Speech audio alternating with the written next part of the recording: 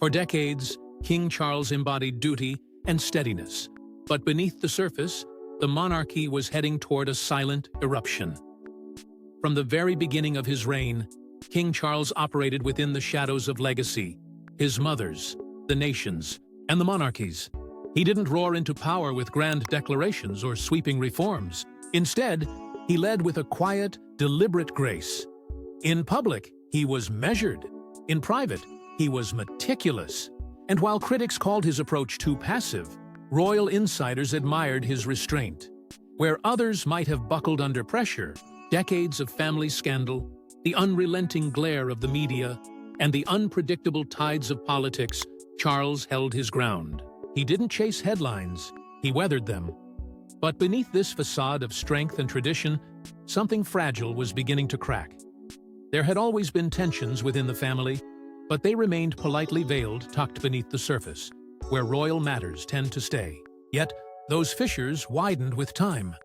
Prince Harry and Meghan Markle's growing discomfort in royal life became impossible to ignore. Whispers became stories, stories became interviews, and interviews evolved into bombshells that shook Buckingham Palace to its very core. Charles, always the silent mediator, found himself at the center of a storm he couldn't contain. Still, he pressed on. His public engagements continued. His speeches remained composed. But the man behind the crown was changing. Rumors about his health began swirling in the corridors of power, quiet at first, then louder, sharper. Subtle absences from events, shortened. Appearances and cancelled travels all fed a growing narrative. The king, once unshakable, was now vulnerable. The monarchy, so long seen as eternal and immune to the fragilities of ordinary life, was suddenly confronting its own mortality. And with that vulnerability came urgency. Conversations about succession, previously whispered behind palace doors, now roared in press rooms and parlors alike. The public began to wonder, was Charles still fit to lead? And if not, who would carry the crown forward? Royal experts noted a noticeable shift in tone. The monarchy, once defined by continuity, now faced the real prospect of abrupt change. It wasn't just about titles or duties anymore, it was about survival, legacy, and the looming question of who would rise when the king could no longer stand. What had once been a stable reign was now shadowed by instability. The structure that upheld centuries of tradition trembled, and those watching from the outside could sense that something was coming. Something decisive. Something irreversible. The palace had become a pressure cooker, and even the walls, no matter how fortified, couldn't hold forever. That growing fracture would explode into full view at the now infamous Sandringham Summit. The royal family doesn't call a summit unless the future of the crown hangs in the balance, and this one changed everything. It began with a flurry of whispers, urgent phone calls, and unconfirmed reports something was brewing behind palace walls. Amid the rising tide of scandal, discontent, and relentless press intrusion, Buckingham Palace prepared for what would become one of the most consequential private meetings in modern royal history. The stakes were nothing short of monumental. The unity of the House of Windsor, the integrity of the monarchy, and the uncertain fate of two royals, Harry and Meghan, who had shaken the establishment to its core. It wasn't just another family meeting. This was war strategy under the veil of tradition. And the battlefield was a quiet royal estate in Norfolk, Sandringham. Senior royals were summoned in haste.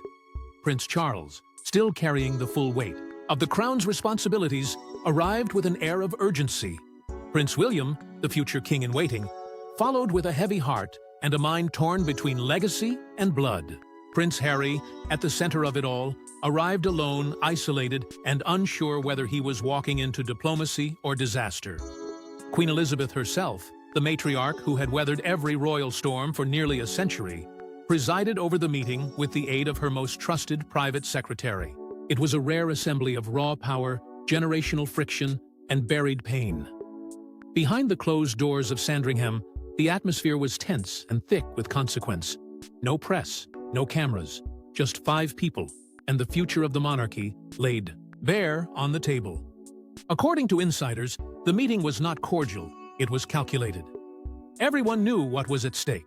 The Sussexes had already voiced their intent to step back, but how they would do it and what it would mean was still up for brutal debate. There were legalities to untangle, financials to separate, titles to question, and reputations to either protect or sacrifice. This wasn't just about stepping back. It was about the monarchy's identity in a rapidly evolving world. Could a prince live outside the palace walls and still claim royal privileges? Could he serve two masters, family and freedom, without burning the bridge between them? The summit attempted to answer these impossible questions, but the emotional undertones were undeniable. Years of pressure, sibling rivalry, institutional coldness, and media attacks came to a head in that room. Each royal brought their own agenda, but also their own wounds. And while some came looking for compromise, others were ready for rupture. For the public, the Sandringham Summit was a mystery, a closed chapter in an open book of royal drama. But when the documentary Inside the Sandringham Summit was released, a few pages were finally turned. Royal experts and commentators peeled back the curtain just enough to reveal how high the stakes truly were. They spoke of a cold, strategic meeting, of Charles weighing the cost of control, of William's heartbreak barely hidden beneath his diplomatic tone, and of Harry's desperation to carve out a new life, one that no longer required palace approval. But what truly shocked insiders wasn't just the content of the summit, it was who was left out. As royal decisions were being made, Meghan Markle was thousands of miles away, cut out of the very conversation that defined her future. While the most pivotal meeting in the modern history of the British monarchy unfolded behind the guarded walls of Sandringham, Meghan Markle sat alone in Canada, absent not by chance, but by choice made on her behalf. The decision not to include her, even via video link, was no logistical oversight. It was a calculated exclusion, one that echoed with the weight of power dynamics and veiled control. The woman whose voice had rattled the walls of centuries-old tradition, who had captivated millions and frightened just as many within the institution, was deemed too influential to be present.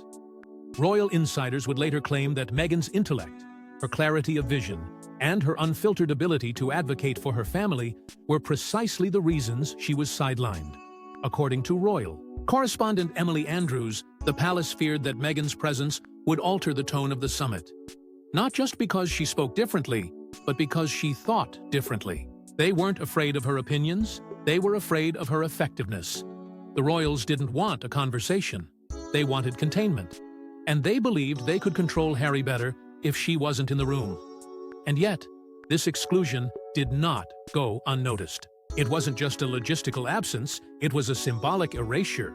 In Meghan's own words, later echoed in the couple's Netflix docuseries, she described the pain and insult of being shut out from a meeting that directly shaped her life, her future, her child's security, and her husband's identity.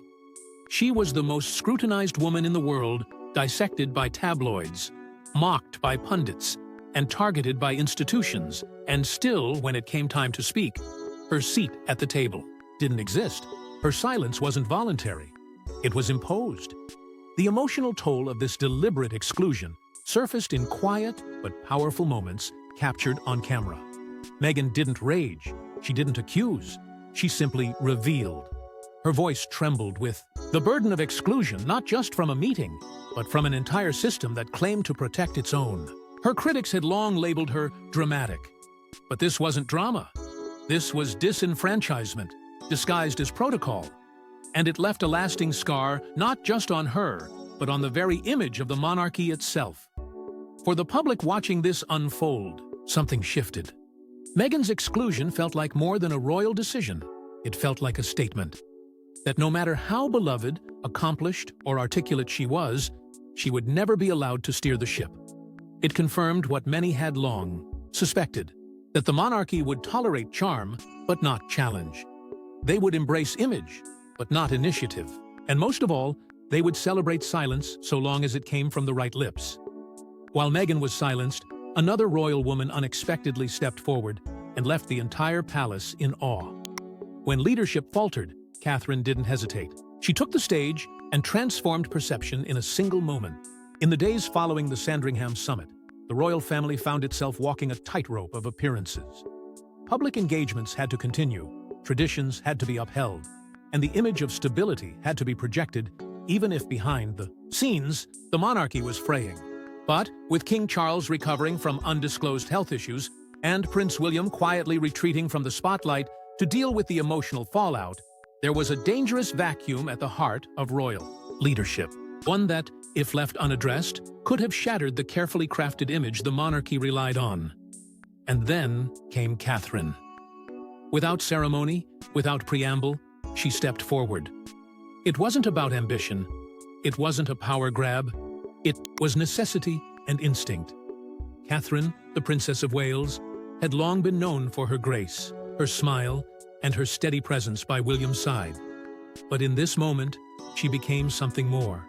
She became the anchor, the embodiment of poise. Under pressure, standing before a crowd, flanked by royal aides who expected little more than protocol, she delivered something they weren't prepared for command. Not just of the room, but of the moment. What should have been a simple public appearance, quickly transformed into something larger. Observers didn't just note her performance, they marveled at it. Her speech was fluid and sincere, her manner composed yet powerful. There was no script clutched in nervous hands, no rehearsed awkwardness. She spoke from a place of deep conviction, connecting effortlessly with the audience in front of her and the millions watching from afar. For the first time, Catherine wasn't merely a supporting figure, she was the spotlight. Palace aides, who had seen generations of royals come and go, were stunned. This wasn't just someone stepping in to fulfill a calendar obligation, this was someone rising to the moment. Internally, murmurs began to circulate. Was this the glimpse of a future monarch? Could Catherine be more than a consort in waiting? Could she, perhaps, become the very face of a modernized monarchy? These weren't hypothetical questions anymore.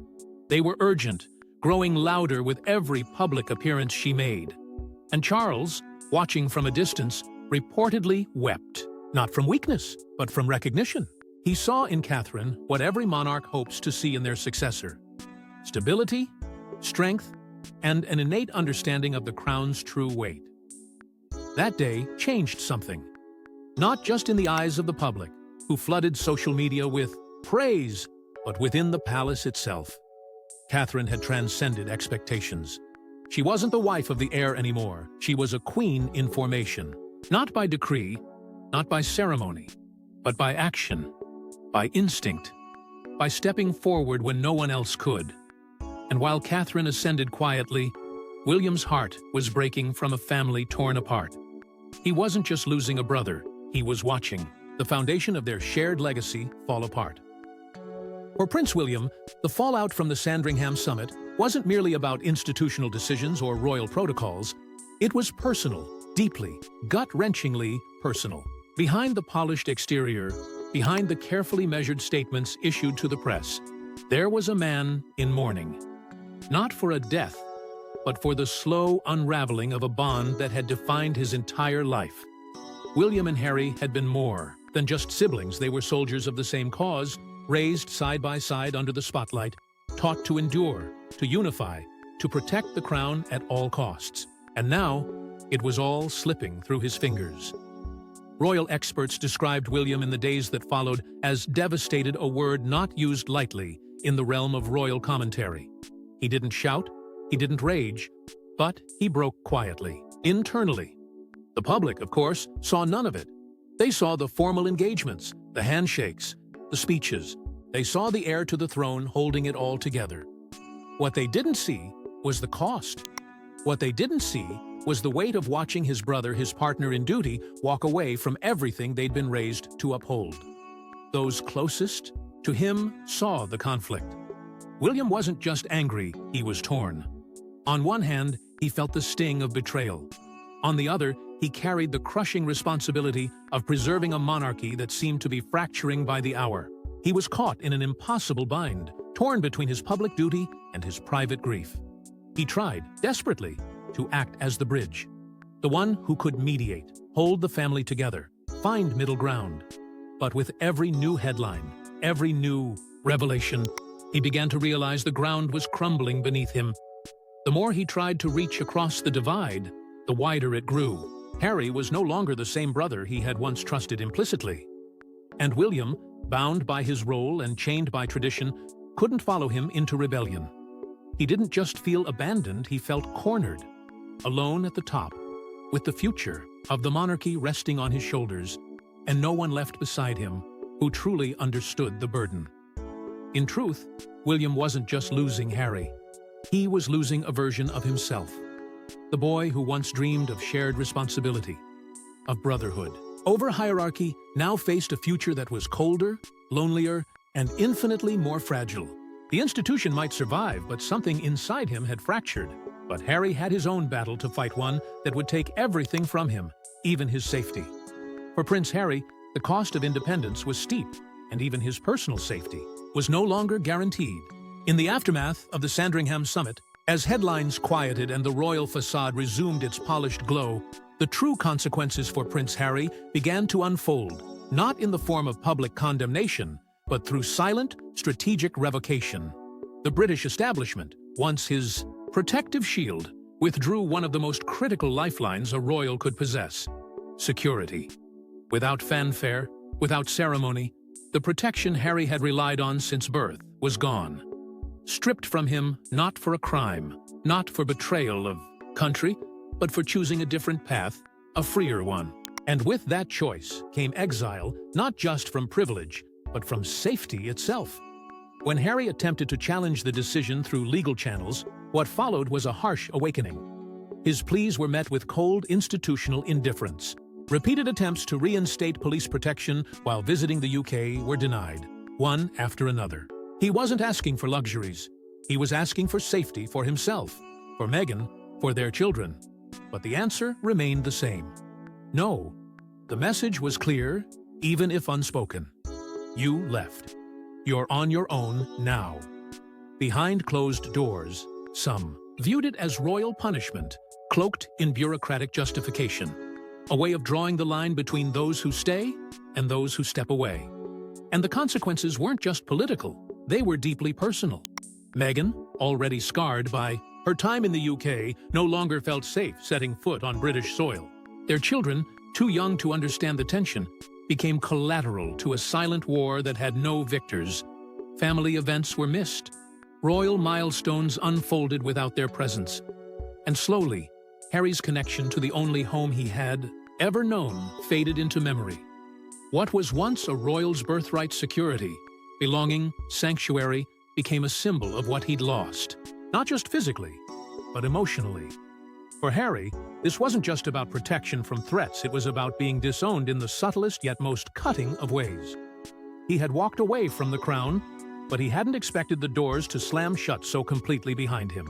The sense of abandonment grew heavier with each visit denied, each safeguard stripped away, each reminder that he was no longer one of them. And yet, amid the drama, there was a single moment where Harry and William faced each other not as royals, but as brothers. After the summit storm passed, silence fell, and in the royal gardens, the estranged brothers finally spoke. Away from the press, the protocol, and the pressure, two men who had once shared everything, bedrooms, memories, heartbreak, walked side by side in the manicured stillness of Sandringham's gardens. There were no cameras, no advisors, just Prince William and Prince Harry. Royal experts later confirmed what many suspected but few could prove, that this brief private walk marked the first honest conversation the brothers had shared in years. For Harry, the moment had loomed, with dread. He expected a confrontation, a rebuke, maybe even rejection. After all, he had just upended everything they had been raised to protect. But what he met was something he hadn't anticipated. Stillness. Not forgiveness, not warmth, but a space, a pause where he could finally speak without being spoken over. For once, the conversation wasn't about protocol or plans. It was about pain. Harry laid it bare, piece by piece. The isolation, the pressure, the racism, the rejection Meghan had felt, the terror of losing her, of losing himself. He didn't sugarcoat it. He didn't ask for sympathy. He only asked to be heard. And William, despite everything boiling beneath the surface, listened. He didn't defend the institution. He didn't echo palace talking points. He stood beside his brother and let the words pour out like a wound being reopened. It was, for a fleeting moment, a return to the bond they once knew. Not a reconciliation, but a rare instance of peace between two men who had become strangers in uniform. There were no resolutions, no promises, but there was understanding. And in a family where silence is often the sharpest weapon, that understanding meant more than any apology ever could. The moment passed as quietly as it arrived. The brothers returned to their separate roles, their separate lives, still divided by distance and ideology. But something had shifted in that walk, an invisible thread, fragile yet present, now tied them together in a way the world could not see. It didn't erase the betrayal. It didn't undo the fallout. But for one rare instant, there was something more powerful than the crown holding them together. Shared blood, and a silent acknowledgement that beneath the titles, they were still just two boys trying to make sense of the legacy they inherited. But that fragile peace was short-lived, and the divide soon grew even wider, captured in one haunting documentary moment. In the aftermath, a single message from William left Harry visibly shaken, and the cameras caught it all. It happened quietly, with no fanfare, but the impact was devastating. In a now infamous moment captured in their Netflix docuseries, Harry sat beside Meghan in their California home, reflecting on the chaos that followed their decision to walk away. The air was tense. The wounds were fresh. Then his phone buzzed. One message from William. What followed wasn't a dramatic outburst or a wave of relief. It was something far more powerful, a man unraveling. As he read, Harry's face twisted. He looked away, fighting back something he could no longer control. The pain, the betrayal, the heartbreak.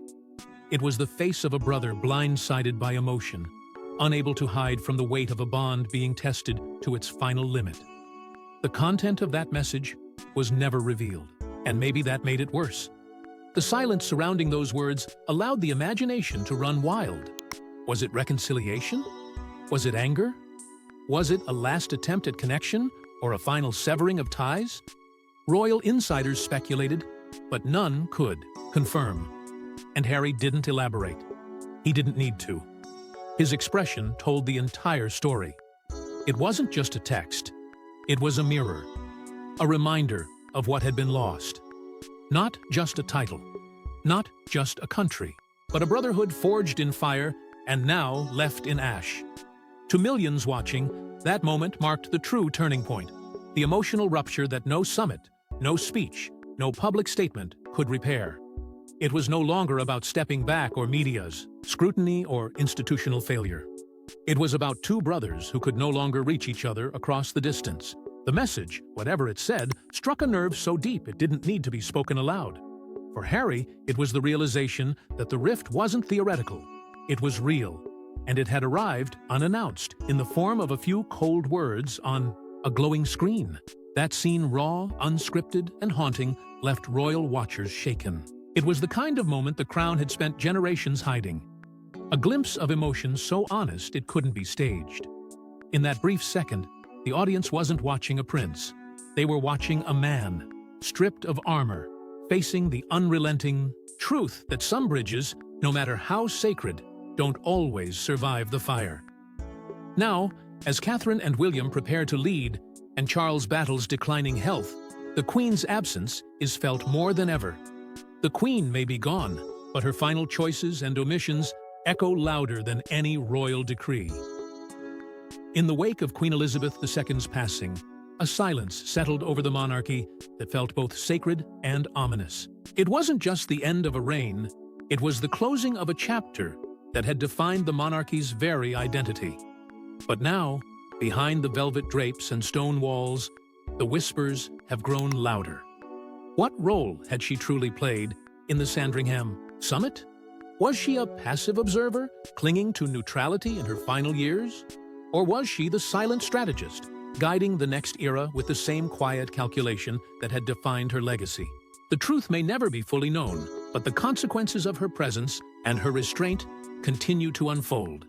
Those closest to the throne insist that the Queen's support for William and Catherine was more than just affection, it was intention. She saw in them not just heirs, but architects of survival. The monarchy, under constant siege from scandal, modern politics, and global skepticism, needed a fresh image, one not tainted by past shadows. Catherine's composure, William's stoicism, and their shared sense of duty seemed to offer a blueprint for what the future could look like. And though she never spoke it aloud, her gestures, the subtle glances, the private invitations, the final blessings pointed to a passing of the torch that was never formally announced, yet deeply felt. Outside the palace, the shift has been just as visible. Public support, once unwavering for the institution itself, is now personal. It follows the individuals, not the title. And more than ever, it rests on William and Catherine. Their approval ratings surge, not just because of what they represent, but because of who they are in contrast to the storm that has consumed the royal narrative. The scandals, the exiles, the heartbreak, it all makes the public crave something steady. And the younger royals, somehow, provide that illusion of hope. Meanwhile, King Charles still wears the crown, but with each passing day, the weight of it seems to shift. His health is under constant scrutiny. His speeches are dissected for signs of struggle. And his decisions, once considered firm, now often feel like placeholders. There is a quiet understanding, even within palace walls, that this reign may be a bridge, not a destination, and that the future has already begun to form itself in the shadows of the present. This is not the monarchy of the past. It is raw, exposed, human. The mystique has faded, and in its place stands a fragile institution staring at a crossroads. One path demands reverence for tradition, even if it cracks under modern pressure. The other begs for reinvention, risking legacy for relevance. And in this balance, the crown no longer feels like a fortress. It feels like a question. As the world watches, one thing is clear: the crown no longer shields them from heartbreak. Drop your thoughts in the comments section. Thanks for watching. And don't forget to like and subscribe, and we will see you in the next one.